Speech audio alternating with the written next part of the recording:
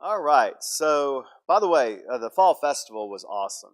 We had, um, we know we hit the largest number, but not everybody registers, and so we have no idea.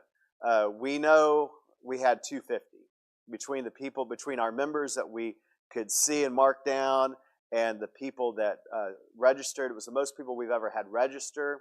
We know we had at least 250.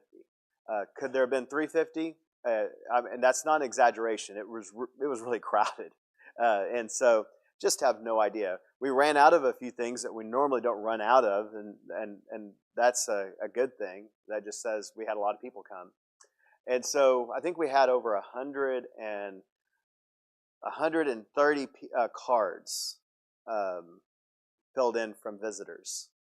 So that's a lot of cards, and I know that, and so we'll send out invitations to Harvest Sunday and to just to come back and be part of it. I know one of our members, she invited 7 different families, and 6 of those families came. And so I said, well, you ought to do that again for Harvest Sunday, because we have awards for that kind of thing. You can have that plaque and everything. You put that. It's a piece of paper that you can put, I guess, under frame if you'd like, if you want. And so, yeah. So it was really cool. It was a very exciting thing. It was very busy. Normally, we have when we have it usually there's a lot of people that show up right at the beginning. And this year, the first few minutes of it was kind of quiet, and there was just a couple of people there. And then about 15 minutes into it, boom, everyone showed up, and it just stayed like that. There was no. Sometimes, usually, there's like these patches of time where there's uh,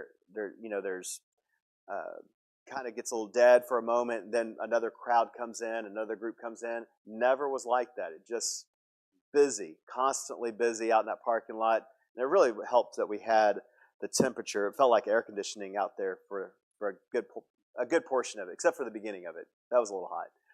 But it was really good, and I was really excited about it. Thank you to everyone. The cookies were good, and all the other. I sampled. I will admit it. I sampled. You have to make sure this stuff is healthy or unhealthy. I don't know. But it was good, and so I had chocolate cake. I had cookies, and so I had all those good things. So it was delicious. So those of you who are watching online, and if you brought stuff, hi, and thank you for bringing that stuff. But we did. Thank you to everyone who served. If you donated candy, if you donated something. I know there was desserts that were donated. Money was donated, and of course 2 liters were donated. I don't even know how many hot dogs we gave out. Tammy gave out so many hot dogs. It was a lot of hot dogs, and so it was good. All right, so this coming Saturday, there's a yard sale for Miranda McCraney, who we've been praying for. She may not be able to be there. That's okay. She's in the hospital. But I know that she is so grateful, and that family is so grateful for all the prayers and also the ways of helping, like here with the garage sale. A lot of people are bringing a lot of great items. It's tempting to go in there and do a little pre-shopping on my part, but I haven't done that. I promise I won't. But there's some really good stuff in there downstairs, and I know a lot of good stuff is coming. And that's also to our online audience. It starts at 8 a.m. and it will go till they either run out of stuff or they just probably get worn out. Do you have a stopping time? 4:30. So they're going to try to go till 4:30. So. But I will say this, as if you are a seasoned yard seller or garage seller or buyer or whatever you call it, you want to go early. That's when all the good stuff's there, right? And there's a lot of good stuff. Yeah. I was looking at that good stuff. And so there's that. The women's ministry, their next gathering is October 23rd, so check that out, and you can look in the bulletin for that. RSVP on the bulletin board for that event, October 23rd at 6 p.m. And Young at Heart, they're going to be having a trip to Winter Park on October 30th, and that's a really cool thing. Their next meeting is October 27th on a Monday at 10 a.m. in the annex. There's also information in the foyer about options for a December outing, and that's out on that table. which happens to be right next to our fall workday sign-up list. So, and that fall workday, that's a really big thing. The more work we get done on that day, it means the less times that we have to meet other times in the year to get things done. But there's a lot that needs to be done around here, and you'll see on that list. And thank you. Over the years, we've had so many people, and so many people in here have been so helpful in amazing ways, and I know you will be again. And so that fall workday is November 1st. Great way to bring in the month of November. I'm praying for just nice fall weather. I'd like for it to be about 60 degrees and sunshiny. That's what I'm hoping for on that day. It'd be perfect. Sunshine, no wind, 60 degrees. That's what I'm hoping for. All right. Blood donations for Luke Magid. You can see the information in here on that as well. And so that's all the blood. This is going to be, it's being used to kind of help not only with what they're doing now, but also with what they're going to try to be doing to help him later. As I started finding out all the details of what was going on with him, and it's just this is something that he can grow out of, but he's got an immediate big need. And so as they're doing these procedures to try to, and these treatments to try to help him with his issues. So keep him in your prayers. All right, that's all I got. We're now going to turn to the book of 2 Samuel. And let's see here. 2 Samuel chapter 9. David says, hey, is there anyone in Saul's household that we can be, that I can show my kindness to? And it's an interesting question. It kind of just shows you the heart of David. I mean, he's a warrior. You know, he has his bad days. He's a guy.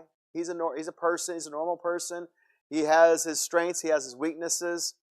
But in his heart, I think ultimately, when you have to describe David, he really is that man who is loyal to God, and because of that loyalty, there is a love others attitude within David. David has that behavior in him, and of course he's wanting to show love to Saul. He really does have a love and an affection for Saul's family.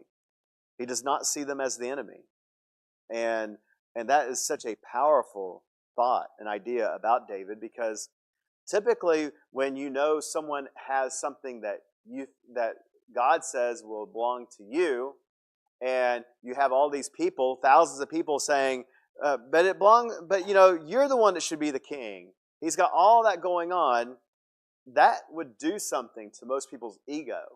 And you would kind of, through your ego, through maybe a little bit of pride, you'd start seeing them as the enemy, especially if that person's trying to kill you. And that family has not shown a lot of kindness to you at times. There's been some in the family that have. David has shown a tremendous amount of respect for that family. So in chapter 9, David asked the question, is there still anyone left in the family of Saul so that I can show kindness to them? And it's really for the sake of who, according to verse 1? Jonathan. Jonathan, if you remember, Jonathan and David were like best friends. They have a very similar heart. They have a very similar faith. If you look at Jonathan, his courage in battle, he showed a tremendous amount of wisdom. Jonathan is a lot more like David than he was like his father. But Jonathan was a good son, and he was also loyal to his father. He went into battle with his father and was willing to die with his father. So that's who Jonathan is. And so he remembers his covenant with Jonathan, and he wants to make some kind do some kind of kindness for them. And so in verse 2, the servant from Saul's house is named Ziba, and he is summoned by David. And he asks Ziba, "Hey, I want to know, is there someone from the family?" And he finds out it's one of Jonathan's sons is left, and his name is Mephibosheth. If you feel like if you don't think you have a lisp, you will after you saying that name a few times, Mephibosheth. So anyway, it's a very kind story. Verses 5 through 9.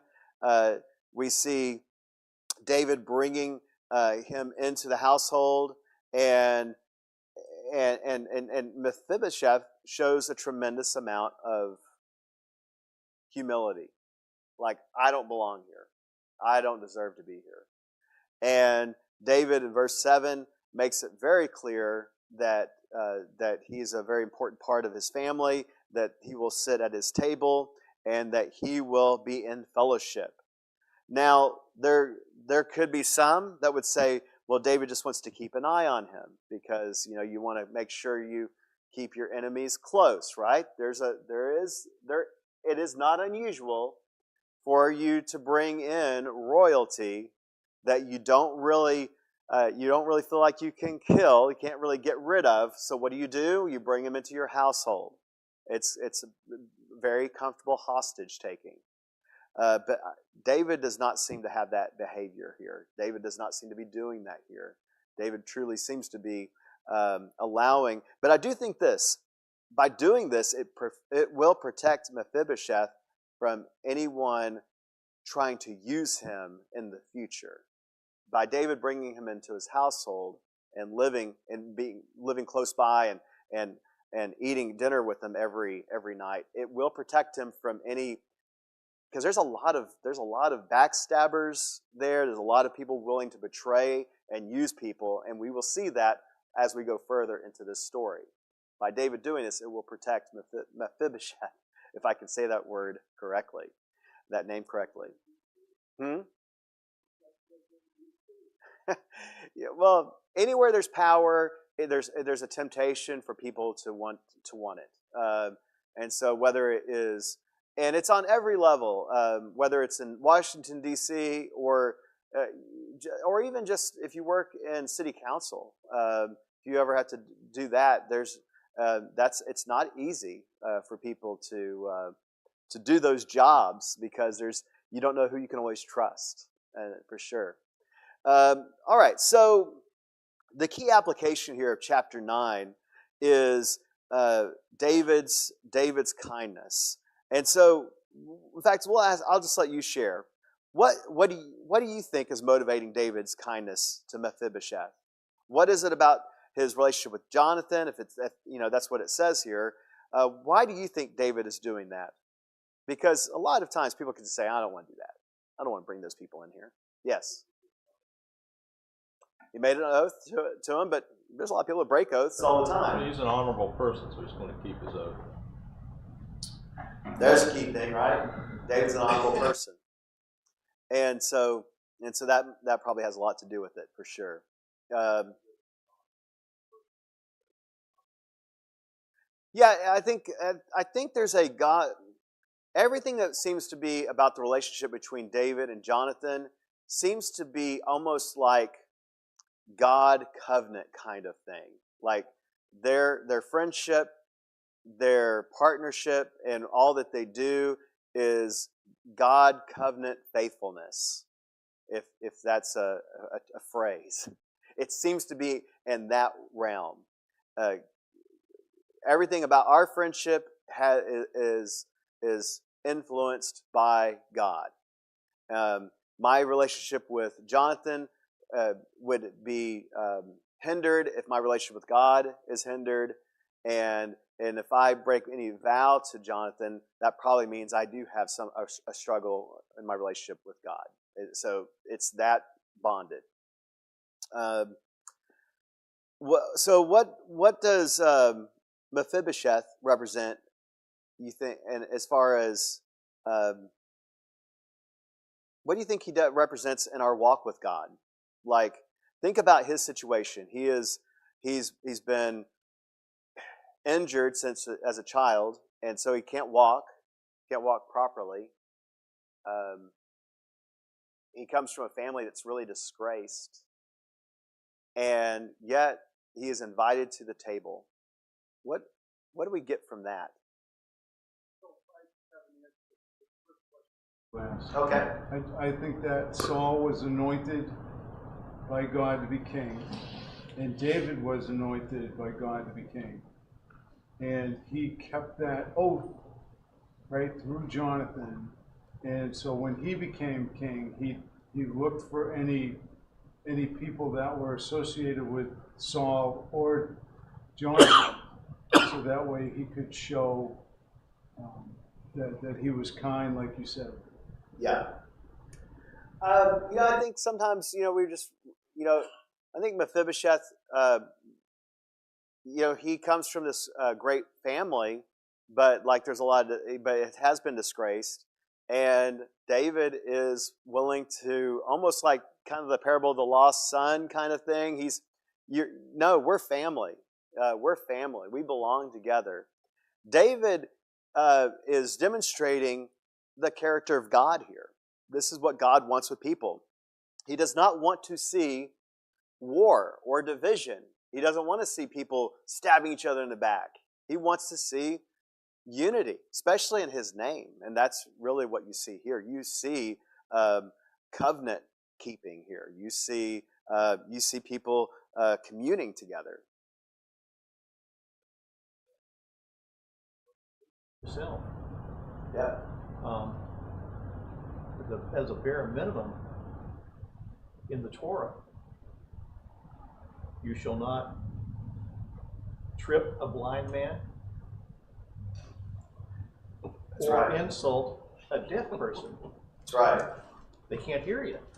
Well, hey, I can go in town. No, you don't. Right. Yeah, you show respect to people. You show respect to people. Why? Because they are God's creation. And whether they deserve it or earned it doesn't really matter. God created them, so we honor that. Yes. It seems like David and Jonathan were like brothers. Right. Right?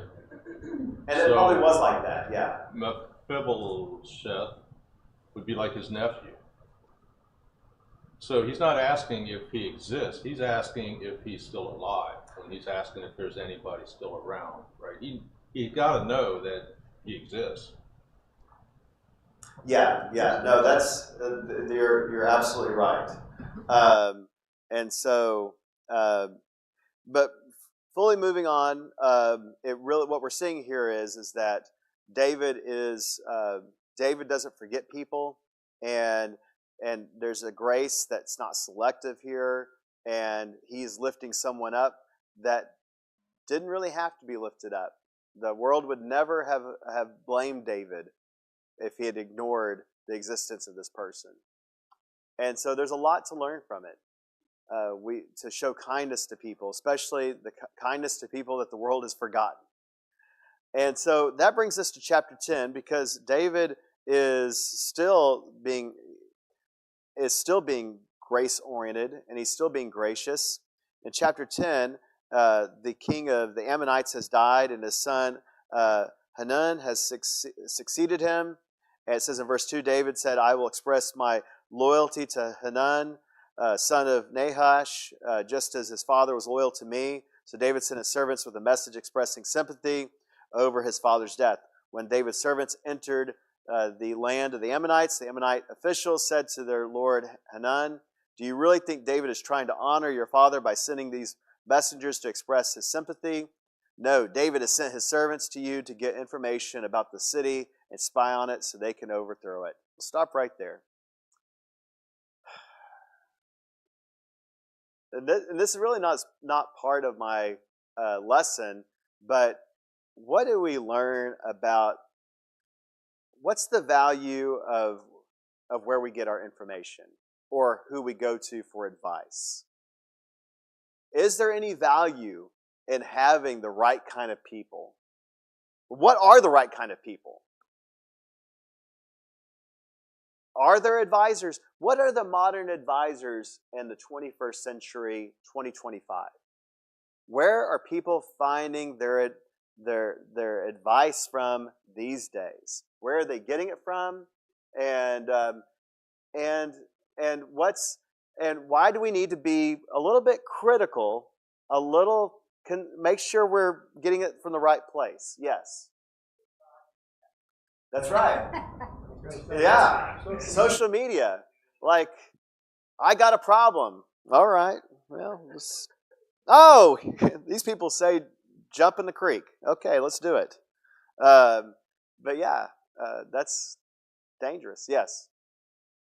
Today in the newspaper, I read Dear Abby, and she gets a lot of people that write to her that they have so many problems, she can't help them. And she will say, you need to go for professional counseling. Over and over, she says this. And so sometimes people, I don't know if they listen to her, but that's what she's advising. People are writing to her. But we get our social media, like Sean said, it's the newspaper, the TV. Yeah, and of course it can be anywhere. Like if you have peers, and,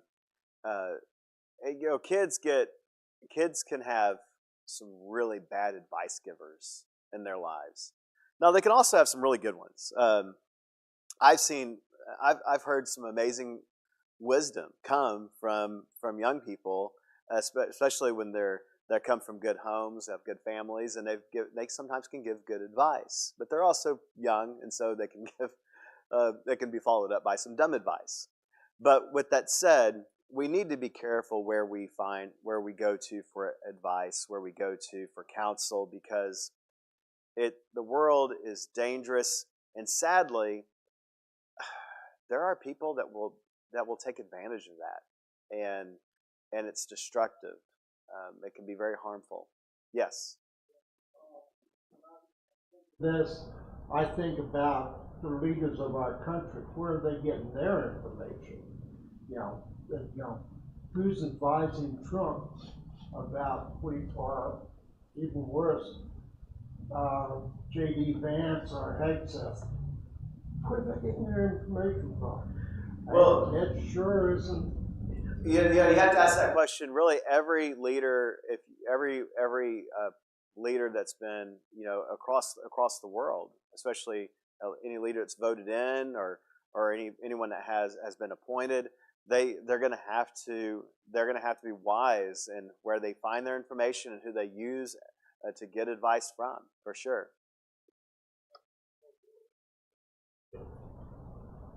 Who do you go to for advice? Keep your eyes and ears open. Someone has experience. Who's experienced or dealt with the problem that you think you might have. How did you handle that? Right. And how much skin do they have in the game? Well, yeah, and if you can, get a second or third opinion. And it really shows you the value of the church, right? There's a value of church family. Yes.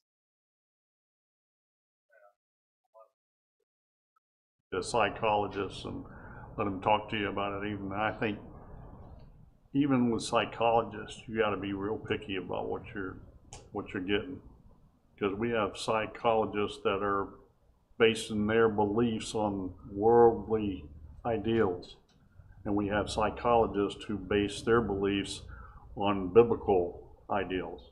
Mm-hmm. And they're totally different.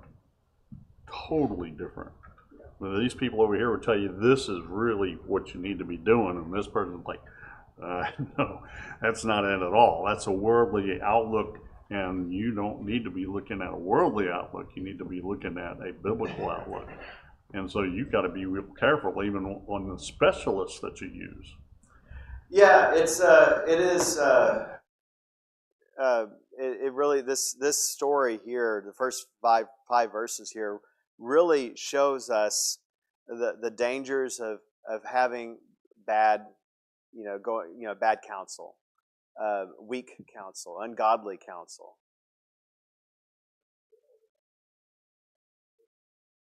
The Ammonites, their king and his advisors,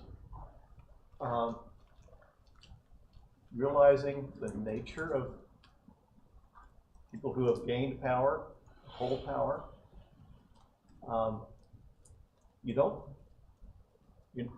I can't afford to be gullible. Was Hezekiah Oh, sure. That's I'll it, show that's you all what- my gold. That's who I was thinking of, because Hezekiah is the guy that goes, "Hey Assyrians, Yeah. would you like to see all my treasures? Check out the temple. Also, it's great. And here's how we defend it. Because, people do use subterfuge. Right. No, and showing a critical mind is not a bad thing.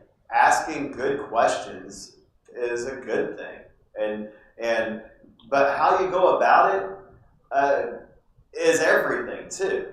And that's probably one of the weaknesses here of Hanan's princes and his council, because they think, I know what we need to do. We need to shame these people and send a message. Yes. I think it's important, if you're going to someone for advice, to know what's their value system and what are they putting their trust in. Once you know that, you'll know whether you're getting good advice. Yeah, if you want someone to say yes, then, like to anything, if you want a yes, I don't want to say yes man, I want to be equal here, yes person. If you want a yes person, then you can go find people that will give you whatever answers you want. And again, social media would probably be the quickest way to get that answer that you want. And so, but really what goes on here that's so interesting is, if you notice in verse 4, because their questions and their concerns are not wrong. It's not wrong to have these concerns. What's interesting is the way they go about sending these people away. We will shame them. We will send a message to David. And so these people obviously have some self-interest here that's not helpful to Ammon and to Hanan.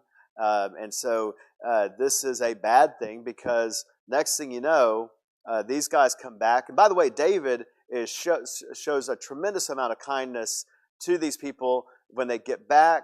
If you look in verses through 4 through 5, David will find out what happens, and he'll give them opportunity to kind of get their dignity back. And next thing you know, though, there's a war happening, and he finds out that the Ammonites are marching against them, and this has escalated. In fact, it doesn't even make sense, the escalation here, other than these guys, that's what their goal was. And maybe David knew that there was potential for people like that, and so that's why you show kindness. Let's show kindness to them. Let's not have, if we don't have to have a war, let's not have a war. And so that of course happens here. And so the Ammonites hire Syrians, because the Ammonites have money, but they don't really have soldiers. So they hire Syrians to fight David. Joab, the general, commands Israel. And of course you have in verses 6 through 14 of chapter 10, you have another one of those moments, like verse 12. Be strong. Let's fight bravely for the sake of our people and the cities of our God. The Lord will do what he decides is best. And you got to love that mentality. We're going to go into this, but we're also going to go about it asking God to lead us every step of the way. And so they do. David will come out of this only richer and more powerful. And it just kind of shows you really how badly Ammon will handle the situation in chapter 10. Let's see here. By the way, the cool thing about David is he does write stuff. He'll write stuff in the Psalms. Psalm 20, verse 7. The people of the Ammonites, they love their chariots. And David will say in Psalm 20, verse 7, some trust in chariots, but we remember the name of the Lord. That's who David is. All right, so what do we learn about God's people and integrity in this story? So David was trying to do something kind here, and so what does he do? We just talked about it. Yes. Yeah. Yeah, so his own people that work for him, he doesn't forget them. He doesn't see them as cannon fodder. He treats them with respect and dignity. But he also he wasn't even trying to make anything right. He was just trying to handle a situation right and show kindness. And of course, it really teaches us a very powerful lesson. Sometimes you're living life and you're trying to do the right thing, and you show an act of kindness towards someone you don't even think of as the enemy or as a negative situation at all. You see them as a positive, as a good person in your life, and you show kindness to them. And maybe you've had this happen to you, but whatever reason, everything just goes sideways in your gesture. And have you ever had that happen? I have. Where all I've been trying to do is just be kind to a person. I go out of my way to show kindness, and it's psh, psh, psh, psh. I'm going, I didn't see this coming. The temptation is to go, oh yeah? Psh, psh, psh, psh, psh. And David really tried to act. He showed restraint. Only when they really have to start defending themselves do you see him, go to war. Yes.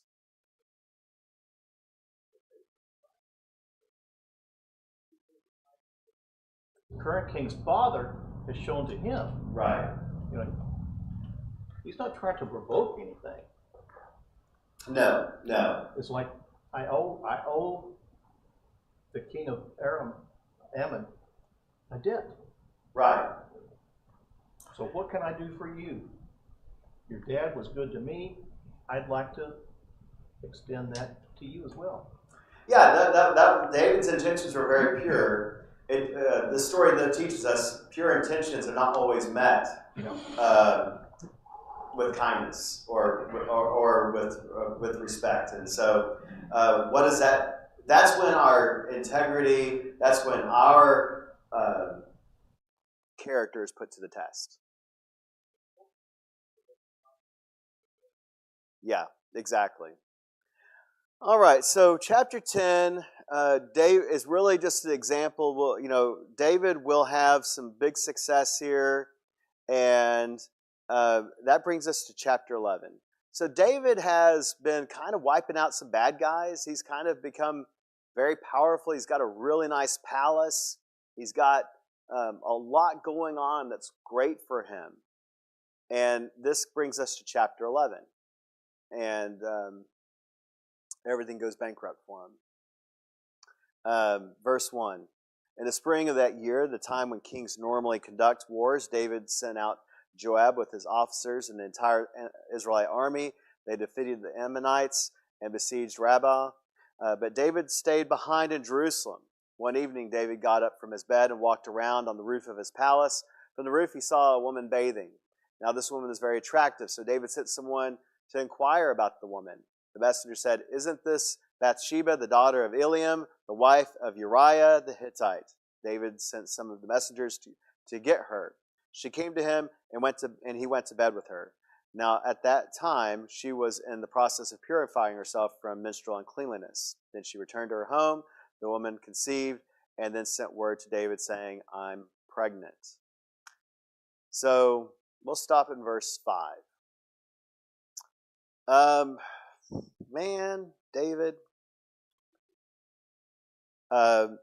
So the writing, the way this is written, in the time when kings normally conduct wars. Who is David? He's a king. So what is the insinuation here in this first sentence? Where is David supposed to be?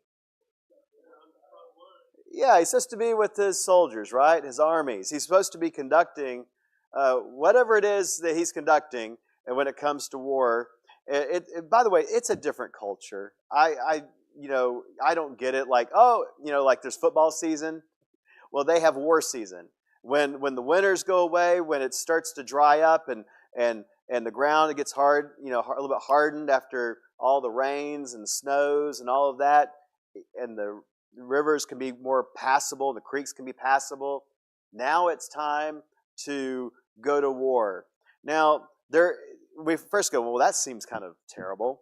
But there's a couple of things that go on here. This is when you go and you make things right. You find out that you have raiders. You have tribal chieftains that have come in, and they're coming in and bothering your people on this border or in that community. Well, that's what the king goes and he does. When he can get his soldiers out, they go and they get rid of the bad guys. They restore order. They provide justice. They make sure that their communities are safe again, and that they help restore those kind of things. And so it's a culture we don't really understand, but going out to war it's not just all about us taking from the other guys, or to see what we can get. It's not just about greed. It's also about justice. It's about making sure that your people are safe, that your borders are secure, all of that kind of thing. And that's what you're supposed to be doing as king. That's why he's got the job. And David is not doing that. David is starting to act like what? Or who? Yeah, he's starting to act like a Saul or worldly king here. And he goes, you know what? I got generals. I got soldiers. I got some mighty men. And I got a lot of nice stuff. And I just want to hang out and enjoy my stuff. I want some me time. And the problem is that kind of means what? When we say, I just deserve some me time. Yes?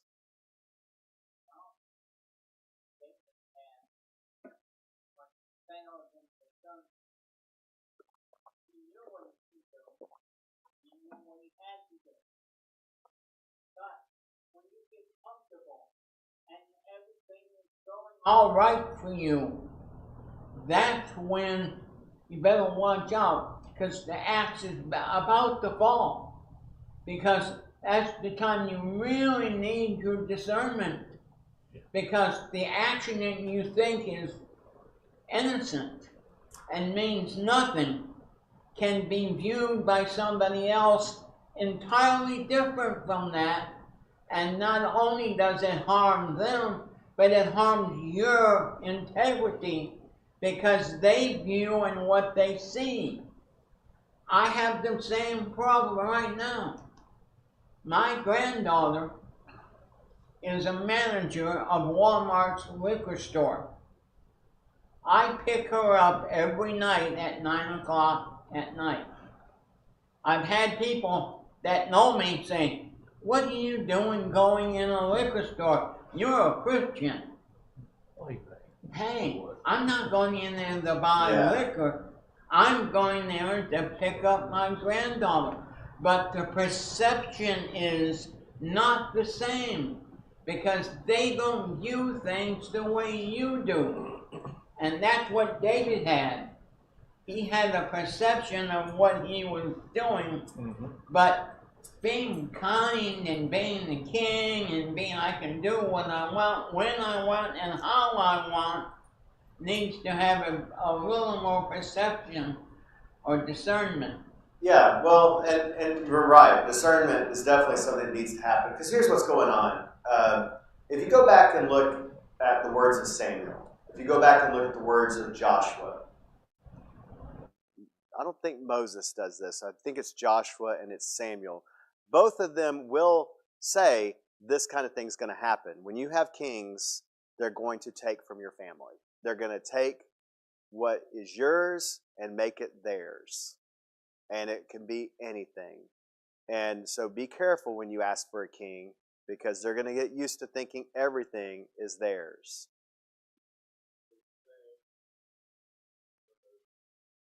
Atheists in a foxhole. So when things are going real bad, you start praying. But when things are really good, whether you mean to or not, you stop praying. You forget about God. Who needs God? I'm doing great. That's what's happening to David here. Yeah. Things are great. He's forgotten. He's forgotten his. Well, at the time, at this point in time, Israel's border was what? 200 miles in every direction? It had grown It dramatically. had grown dramatically, so he had fights on all the fronts, okay? And what he did was he depended on everybody else to do the job that God told him he was supposed to do. Yeah, it's finally, the promised land under David finally looks like the promised land. It took, I don't know how many hundreds of years, but it finally, under David, looks like the land it was supposed to be all those years when they arrived. And so they're really blessed. And David is right there at the heart of it. If Jerusalem is surrounded by vineyards, it would have. So when they took it over, immediately they're rich because they have wine presses and olive groves and vineyards and you name it, gardens that are just everything's cultivated. It is there. It's instant food for everybody, instant things to trade. Look how blessed we are, and they really do. They have. It's phenomenal what that region, parts of that region, especially the Sea of Galilee region, is like that, and the surrounding Jerusalem is like that. Just incredible how you go from the wilderness that looks like desert, go over a mountain, and next thing you know, it's just paradise. Kind of like if you ever go to California, you go from the Mojave, you go over a couple of mountains, and boom, you have paradise, and all these things can be growing, and everything seems to grow there just so easily.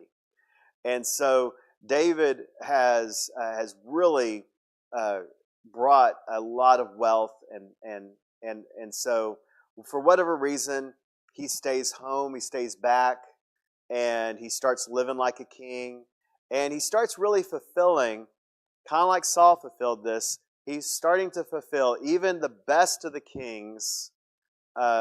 When everyone treats you like a king and everyone treats you like everyone says yes to you, it's kind of hard to say no to self.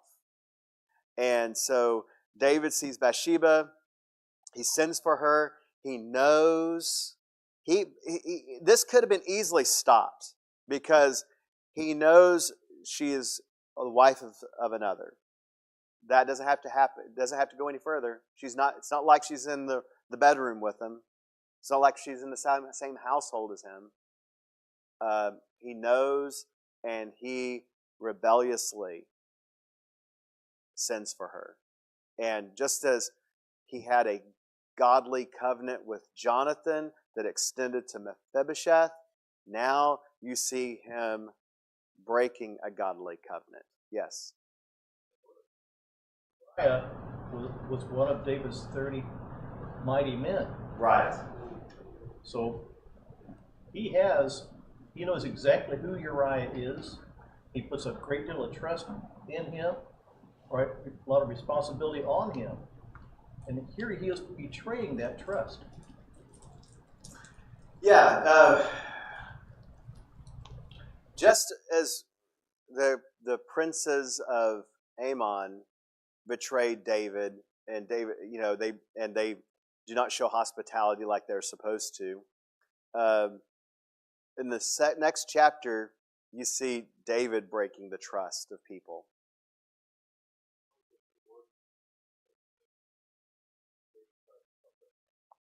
Yeah, we haven't gotten to the cover-up yet. And it's always the cover-up that's worse, right? That always is usually the more destructive thing. There's the sin, the initial sin, and then there's the cover-up, which is even worse. Yeah. Yeah, because the next few chapters are not going to be good. Did I see a hand over here? No? All right, so the cover-up begins in verse 5. And so, let's see here. Verse 5,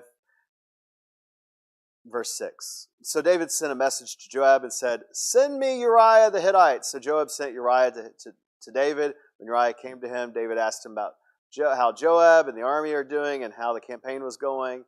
Then David said to Uriah, "Go down to your home and relax."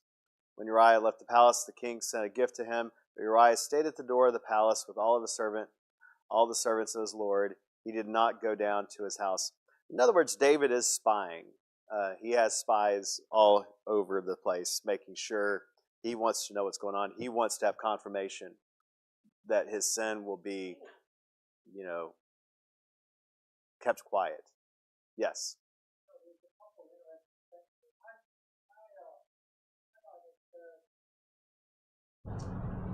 Go to your house and wash your feet. Yeah. That's a euphemism, Yeah. Hebrew, for sex. So Bathsheba tells David she's pregnant. So David says, hey, send me Uriah. So if Uriah gets to go home, sleeps with his wife, everything's cool. Now this is all speculation. Well, it's all cool in the eyes of the world. And because let's think back to a story in Acts chapter 4, I think 4. There are two people that think they can fool God there, right? Is it 4 or chapter 5? It's close. It's really, really close to that section. And you have, was it Ananias and Sapphira, right? Yeah, so they have that moment where they think they can fool God. And so the devastation will continue. And so